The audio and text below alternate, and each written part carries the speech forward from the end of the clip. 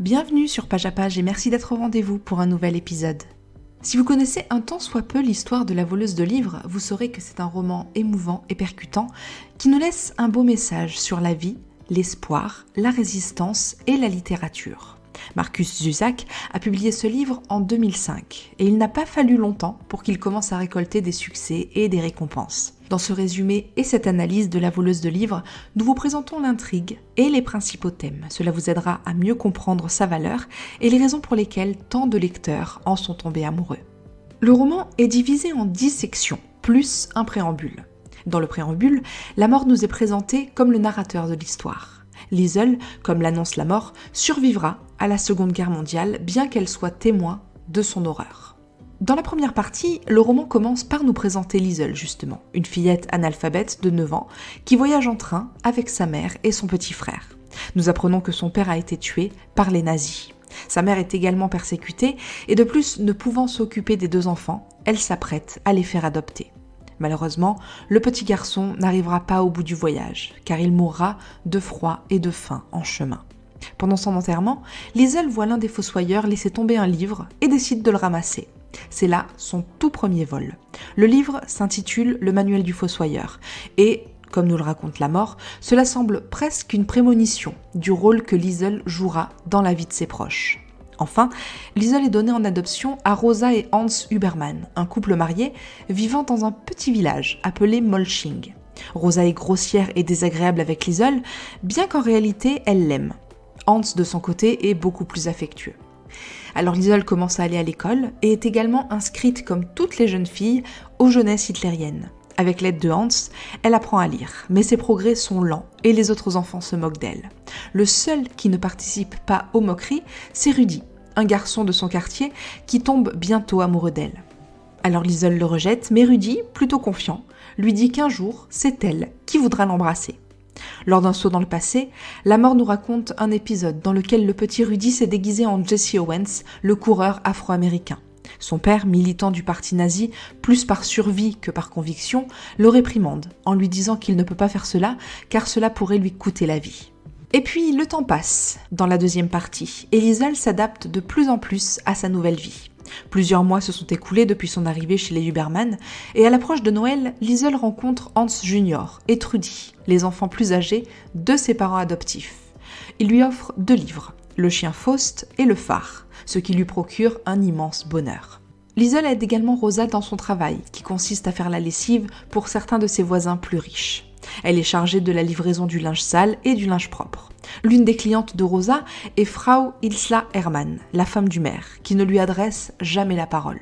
Lors d'une conversation entre Hans et Rosa, Liesl apprend que personne ne sait rien de sa mère biologique et qu'elle est peut-être morte. Liesl décide tout de même de lui écrire une lettre à laquelle elle ne reçoit jamais de réponse. Elle en écrit encore plusieurs, mais ne parvient jamais à les envoyer, car elle n'a pas d'argent pour le faire. Lors d'un autre saut dans le temps, mais cette fois dans le futur, nous découvrons Liesl âgée de 14 ans, en train d'écrire dans un livre. Hans est avec elle et lui avoue qu'il était sur le point de lui envoyer une lettre en se faisant passer pour sa mère. De retour dans le présent, nous en apprenons plus sur l'idéologie de la famille Huberman. Hans Senior n'est pas favorable au nazisme, bien que son fils en soit un fervent partisan, et reproche d'ailleurs à son père d'être déloyal à l'égard de l'Allemagne nazie. La mort annonce que cette extrême loyauté conduira Hans Junior à mourir lors d'une campagne militaire en Europe de l'Est. Dès le mois d'avril, à l'occasion de l'anniversaire d'Adolf Hitler, le village organise une cérémonie de commémoration en brûlant des livres. Au cours de cet événement, Liesl entend des cris contre les juifs et les communistes et se souvient que son père était lui-même communiste, comprenant ainsi que les nazis sont responsables de la mort de sa famille. Lorsqu'elle fait part de sa désolation à Hans et qu'elle lui dit qu'elle déteste Hitler pour avoir emporté ses parents, celui-ci la gifle et lui demande de ne plus jamais dire une chose pareille à voix haute et encore moins en public. Avant de rentrer chez elle, Liesl s'approche de la pile de livres brûlés et en trouve un qui a été sauvé des flammes. Malgré le danger, elle le prend, commettant ainsi son second vol. Le livre en question s'intitule « L'homme qui haussait les épaules » et Liesl se rend rapidement compte qu'une personne a vu ce qu'elle vient de faire, Frau Hermann. Dans la partie suivante, Liesl avoue à Hans avoir volé le livre et Hans lui dit que cela doit rester secret, mais qu'ils pourront le lire la nuit. Hans se rend alors dans les bureaux du parti nazi pour acheter un exemplaire de Mein Kampf à Liesel. Quand vient le moment d'aller chez Frau Hermann avec les vêtements, Liesel est très nerveuse car elle a peur de dire quelque chose à propos du livre volé. Mais elle ne s'attendait pas du tout à ce qui allait suivre. Frau Hermann l'invite chez elle et l'emmène à la librairie. Pendant l'été 1940, Liesel continue ainsi à lire en secret avec Hans, ainsi que d'autres livres dans la bibliothèque d'Ilsla. Lors de l'une de ses visites, elle apprend que la femme a perdu son fils unique pendant la Première Guerre mondiale. D'autre part, la nourriture se fait de plus en plus rare chez Liesel. Avec Rudy, elle décide de se joindre à un groupe d'enfants pour voler des pommes. Le groupe est dirigé par un certain Arthur.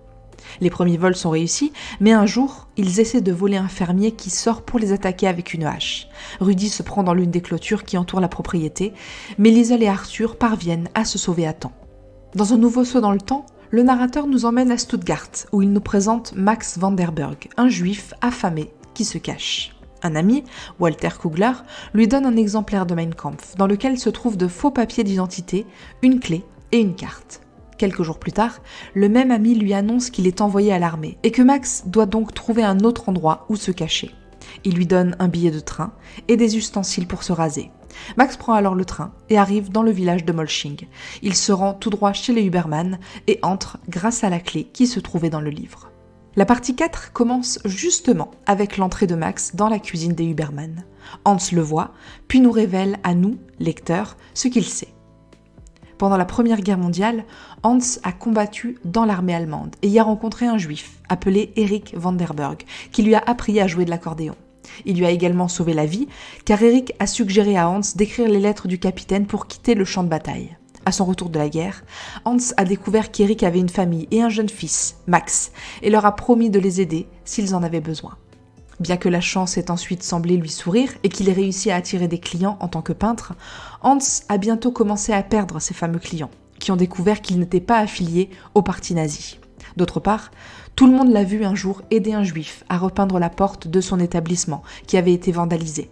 Depuis lors, il a été répudié par les nazis, qui n'ont cependant rien trouvé permettant de l'emprisonner. Hans est d'ailleurs toujours très aimé de ses voisins, qui adorent l'entendre jouer de l'accordéon. Des années plus tard, en 1939, Hans a rencontré dans la rue un inconnu qui s'est présenté comme le fameux Walter Kugler, l'ami de Max, et lui a demandé s'il était un homme de parole. De retour dans la cuisine, Max et Hans discutent lorsque Liesel entre et les voit. Hans lui demande alors d'aller se coucher. Et puis dans un nouveau flashback, nous en apprenons plus sur l'histoire de Max. Il a grandi dans une famille pauvre, surtout après la mort de son père à la guerre, alors qu'il n'avait que 9 ans. Pendant son enfance et son adolescence, il s'est fait connaître comme un grand combattant. C'est au cours d'un de ces combats qu'il a rencontré Walter, qui lui a proposé une première cachette. Avant que sa mère ne l'abandonne, parce qu'elle n'avait pas d'autre choix, elle a donné à Max l'adresse des Huberman. Après 2 ans de clandestinité dans un entrepôt, et après que Walter soit entré en contact avec Hans, Max a pris le chemin du retour vers l'homme à qui son père avait sauvé la vie et qui lui avait toujours dit qu'il lui devait une faveur. Lorsque Rose voit Max, Liesel sent son inquiétude, mais cela ne l'empêche pas de le nourrir. Le lendemain, Hans parle à Liesel et lui explique qu'elle ne peut parler à personne de Max, car cela pourrait les condamner tous. Max est alors caché au sous-sol, où Liesel lui apporte parfois de la nourriture. Il y fait très froid, et Max finit par tomber malade, si bien que Hans décide de le faire monter à l'étage, en prenant bien des précautions afin qu'il ne soit pas découvert. Rosa, quant à elle, a courageusement accepté la situation. Et puis Noël arrive et Trudy se rend chez ses parents. Max et Liesel finissent par s'entendre. Tous deux ont en commun l'amour de la lecture et un passé traumatisant au cours duquel ils ont dû dire adieu à leur famille. Pour l'anniversaire de Liesel, les Huberman lui offrent un nouveau livre et Max décide de faire quelque chose d'encore plus spécial pour elle. Il lui en écrit un. Il le fait sur les pages auparavant blanchies de Mein Kampf. Lorsque le livre est prêt, Max le laisse sur l'oreiller de Liesel. La protagoniste lit avec enthousiasme ce nouveau livre intitulé Le Veilleur, dans lequel Max décrit les différents gardiens de ses rêves. L'un d'entre eux, c'est Liesel, qu'il considère comme une amie. Dans la 5e partie du livre, Liesel et Max approfondissent cette amitié. La guerre progresse et la pauvreté aussi. Rosa se retrouve sans client et Liesel pense que tout est de sa faute. Rudy, quant à lui, a des problèmes au sein des jeunesses hitlériennes car il n'accepte pas le pouvoir de son chef tyrannique qui le maltraite et qui les oblige à voler pour ensuite ne rien leur donner. Liesel, pour se venger et soutenir son amie, décide d'emmener Rudy voler elle-même. Elle lui dit qu'ils vont prendre de la nourriture, mais en réalité, elle l'emmène chez le maire pour voler un livre.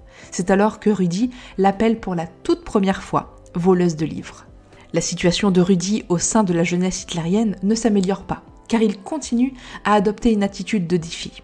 Cela lui vaut d'être humilié et battu à plusieurs reprises. Un jour, Rudy décide de ne plus se rendre aux réunions, malgré les risques encourus. Pour éviter les représailles et ne pas recevoir une amende, il rejoint la Flieger Division, un groupe de jeunes qui construisent des modèles réduits d'avions. Et puis la 6e partie s'ouvre sur un avertissement de la mort. Nous sommes en 1942 et il faudra travailler très dur. De retour dans le présent de Liesel, nous sommes à Noël 1941. Pour fêter l'événement, Liesel apporte de la neige à la cave et avec Max, elle joue à construire un bonhomme de neige. Peu après, en février 1942, Max tombe gravement malade. Même le fait d'être transféré dans la chambre de Liesel, où il fait plus chaud, ne semble pas le soulager. La protagoniste lui fait la lecture et lui apporte des cadeaux pour tenter de le guérir, mais en vain. La mort explique qu'elle était dans la chambre, prête à prendre l'âme de Max, mais qu'elle a décidé que ce n'était finalement pas encore le moment. Liesel et Rudy volent à nouveau dans la maison de Frau Isla, mais cette fois, ils prennent un livre rouge, intitulé « Le marchand de rêves ». La mort laisse entendre que les fenêtres de la bibliothèque du maire restent ouvertes, justement parce que Ilsa souhaite que Liesel puisse entrer. Alors que Rosa et Hans réfléchissent déjà à ce qu'ils feront du cadavre de Max au cas où il mourrait, le juif se rétablit finalement miraculeusement. Cependant, la mort nous prévient que la tranquillité disparaîtra bientôt. Les bombes arrivent. Un après-midi, alors qu'elle joue dans la rue, Liesel s'aperçoit que plusieurs personnes vont de maison en maison pour inspecter les caves à la recherche d'éventuels abris anti-atomiques. Pour prévenir ses parents sans éveiller les soupçons, Liesel se blesse et demande à Rudy d'aller chercher Hans. Liesel parvient ainsi à le prévenir, à la grande fierté de son père adoptif qui la félicite pour son intelligence. Cependant, Rosa et Hans n'ont pas le temps de sortir Max de la cave. Lorsque l'un des gardiens arrive et descend dans la cave, la famille essaie de garder son calme. L'homme ne trouve rien. Et lorsqu'il part, Rosa, Hans et Liesel trouvent Max caché entre les draps et armé d'une paire de ciseaux, au cas où il en aurait eu besoin. Dans la 7e partie, Molching se prépare au bombardement. C'est une bonne chose pour Hans, car de nombreuses familles lui demandent de peindre leur maison en noir afin de passer inaperçu. Lors d'un nouveau vol chez Ilsa, Liesel s'empare d'un livre intitulé « Une chanson dans l'obscurité ». La fois suivante, elle trouve un livre qui l'attend directement à la fenêtre. En partant, elle se retourne et voit Ilsa qui lui fait signe depuis une autre fenêtre. À la maison, Liesel ouvre le livre et trouve une lettre d'Ilsa qui lui dit qu'elle peut tout à fait entrer par la porte si elle le souhaite. Un jour, lorsque la première alarme de bombardement retentit, Liesel, Hans et Rosa se réfugient dans une cave. Max reste dans la leur, qui n'est pas trop profonde et n'a donc pas été retenue comme abri anti-aérien. Chaque fois qu'elle se rend à l'abri, Liesel emporte avec elle ses objets les plus précieux, ses livres. Au cours de cet épisode, la mort sympathise avec ces gens terrifiés, mais réfléchit aussi au nombre de ceux qui ont soutenu les nazis et à tous les morts que les chambres à gaz laissent derrière elles. Finalement, cette alarme était une fausse alarme, aucune bombe ne tombe. Mais le premier bombardement ne tarde pas à arriver. Lors de celui-ci, tout le monde est nerveux dans l'abri, mais Liesel les calme en lisant à haute voix l'un de ses livres.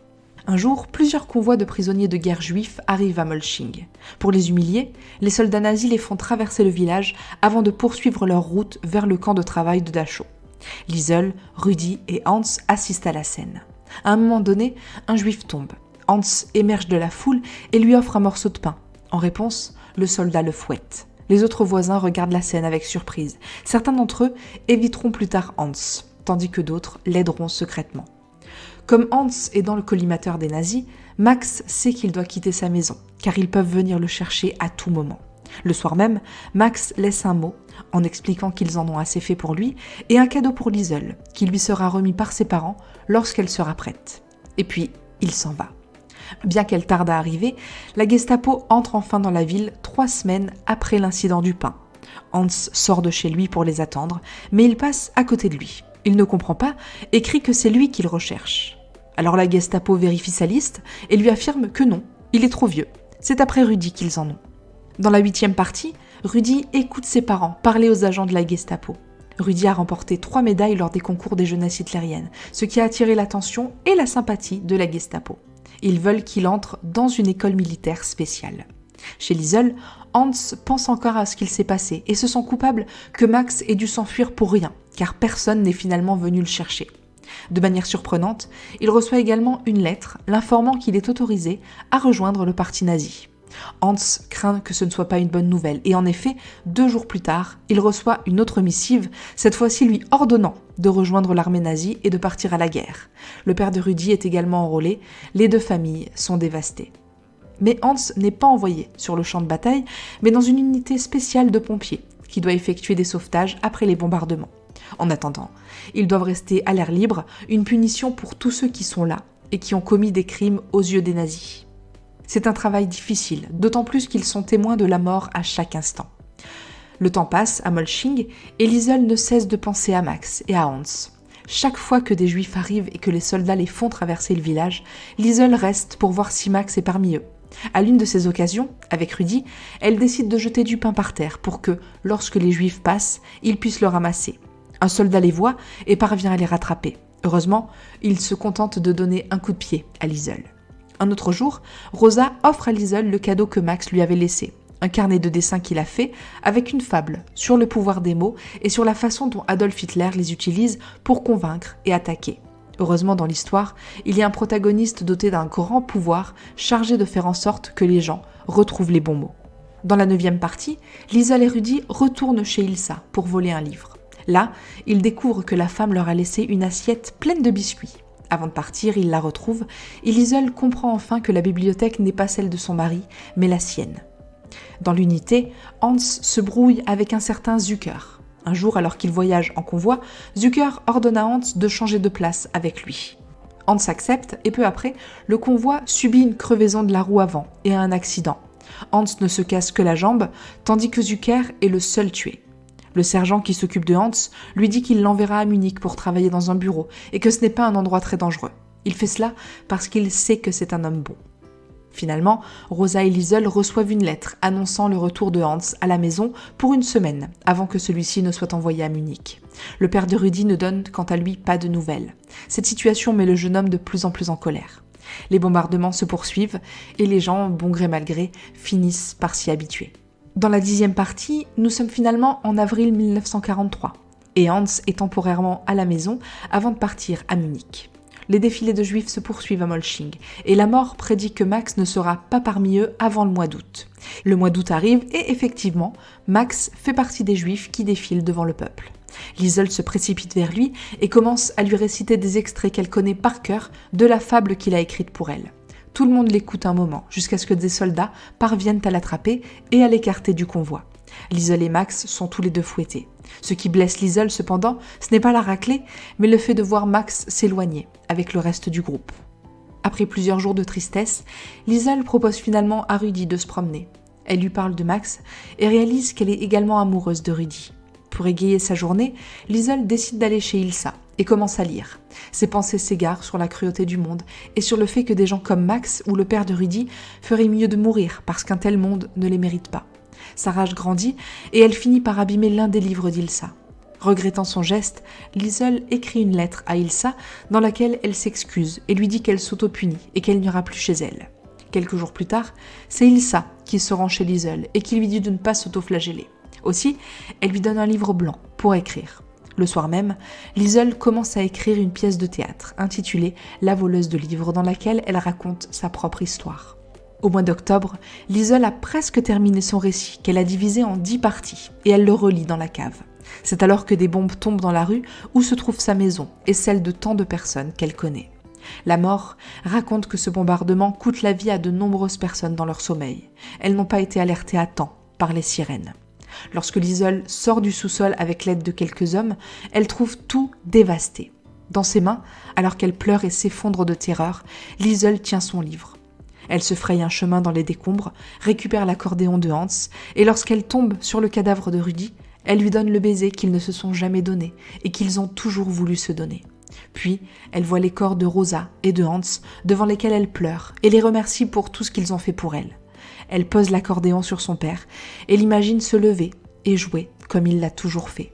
Pour finir, Liesel fait ses adieux et est emmenée ailleurs par les hommes de la LSE. Son livre, qu'elle a laissé tomber, est jeté à la poubelle, mais la mort le récupère. Et puis, dans l'épilogue, avec un dernier saut dans le temps, la mort nous raconte depuis le futur que Liesl est finalement décédée en Australie à un âge avancé, entourée de ses enfants, petits-enfants, de son mari et des âmes de Hans, Rosa, son frère et Rudy. Avant la fin du livre, la mort revient au présent pour nous raconter ce qu'il s'est passé après l'attaque. Ilsa et le maire ont ramené Liesl chez elle. Après les funérailles, elle a reçu la visite du père de Rudy, qui est finalement revenu sain et sauf de la guerre pour trouver toute sa famille décimée. Quelque temps plus tard, le père de Rudy a rouvert ce qui avait toujours été son commerce, une boutique de tailleur. Lisa l'y a accompagnée et lui a donné un coup de main. Un jour, Max est entré dans la boutique et Liesl et lui sont tombés en pleurant dans les bras l'un de l'autre. La mort clôt enfin le roman en rappelant ce qu'elle nous a déjà dit. Elle a vu le pire, mais parfois, elle trouve des histoires qui la détournent de cette horreur. L'une de ces histoires, c'est celle de la voleuse de livres. Et de retour dans le futur, avec Liesl en Australie, la mort part à la recherche de son âme et lui montre le livre qu'elle a écrit. La mort a gardé le livre toutes ces années et l'a lu plusieurs fois. Et c'est ici que s'arrête le roman La voleuse de livres. Tout au long de l'histoire, la protagoniste principale reste Liesl, comme nous l'avons vu, une jeune fille forcée de grandir rapidement à cause des ravages de la guerre, de la peur de la dictature nazie et de la présence de la mort. En ce sens, son évolution n'est pas sans rappeler celle du livre Les bicyclettes sont pour l'été. Liesl commence le roman en voyant son frère mourir et en étant enlevée à sa famille biologique. En un temps record, elle doit s'adapter à une nouvelle vie dans laquelle, au début, elle se heurte au rejet de ses camarades de classe, aux moqueries et aux doutes sur son origine. Puis au fur et à mesure que l'histoire progresse, elle mûrit et commence à comprendre la réalité dans laquelle elle doit vivre sa jeunesse. Elle comprend que le secret est parfois le seul moyen de survivre. Et son principal enseignement sera celui du pouvoir des mots. À travers la lecture et l'écriture, Liesl s'exprime et trouve un refuge. De son côté, la mort est le narrateur de l'histoire et également le personnage principal, puisqu'elle est présente dans pratiquement toutes les scènes. Elle accompagne Liesl tout au long de son enfance et de sa jeunesse et est le moteur tragique de son évolution. Dès le plus jeune âge, Liesl et la mort sont des compagnons de voyage. En tant que personnage, elle est donc omniprésente. Et en tant que narratrice, la mort n'est pas montrée comme cruelle, mais simplement comme une entité qui a un travail à faire et qui doit l'accomplir, prendre les âmes de ceux qui meurent. Bien qu'elle soit assez objective dans la narration de ce qu'elle fait et qu'elle nous prévienne même de ce qu'il va se passer, la mort dénonce ce que les nazis ont fait et la terreur qu'ils ont causée. Elle réfléchit ainsi sur l'humanité et sur le bien et le mal. Max, quant à lui, est le jeune garçon juif que Liesl et ses parents recueillent et cachent dans leur cave.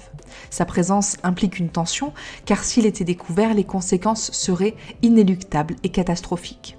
Lorsqu'il arrive chez les Huberman, Max se révèle être un homme dont le seul but est de survivre, mais qui ne sait plus comment vivre. Les nazis l'ont déshumanisé, faisant de lui un danger, le forçant à se cacher et finalement incapable de mener une vie digne. Cependant, lorsque Max et Liesl se rencontrent et commencent leur belle amitié, Max reprend un peu ses esprits. Il retrouve un peu de courage, écrit, peint et lit. Max aide aussi Liesl car tous deux partagent la tristesse et la culpabilité d'avoir laissé leur famille derrière eux. Quant à Hans Huberman, il est le père adoptif de Liesl et se présente comme un homme affable. Il est le prototype de l'Allemand qui ne s'est pas laissé convaincre par les paroles d'Hitler et qui, malgré la peur et le danger, a toujours fait passer ses valeurs en premier. Il a aidé ceux qui avaient besoin d'être aidés et a éduqué Liesl dans la même idéologie.